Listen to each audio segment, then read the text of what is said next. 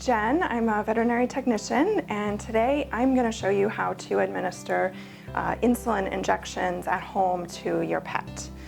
The first step is going to be gathering all of your supplies before you get your pet ready to give the injection. You should have a bottle of insulin at home. This will be kept in the refrigerator, so you'll need to get that out, as well as your syringe. You want to make sure that you have the correct type of syringe that matches with your insulin. There are two types.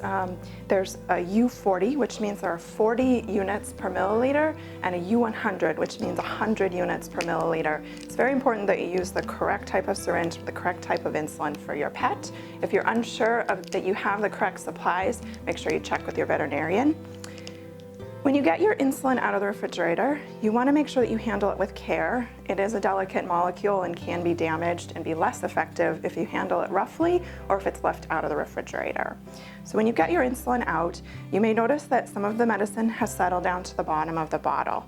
You want to make sure that you mix that up into the liquid by gently rolling the vial or mixing it back and forth. You don't want to shake it violently. You don't want to handle it roughly. Once that's well mixed, you're ready to draw it up into your syringe. You're going to open your syringe, remove the cap, and you're going to turn your bottle over. There's a rubber stopper in the top here where you're going to insert the needle. Now, you want to keep in mind what dose your patient should be on, and pull back on the white plunger to that dose. So I usually go beyond the dose just so that I can make sure I see the liquid in the syringe, and then I watch for any air bubbles and gently flick that syringe until the air bubbles go to the top of the syringe. I then depress the plunger until I get to the appropriate dose. In this case, we're going to say 5 units. Once I've drawn up my 5 units and have ensured that there are no air bubbles in the syringe, I'm going to pull my syringe out, and I'm going to carefully recap my syringe, being careful not to poke myself or touch that to any surface. This is now ready to be given to your pet. So then I would go and get my cat to administer the insulin. Okay, now that we have our insulin drawn up, we're ready to give that to our pet. So before you give any insulin, you want to make sure that your pet has eaten their entire meal, whether that be breakfast or dinner. It's important that they have that sugar in there for the insulin to work on. So you never want to give insulin unless your pet has eaten.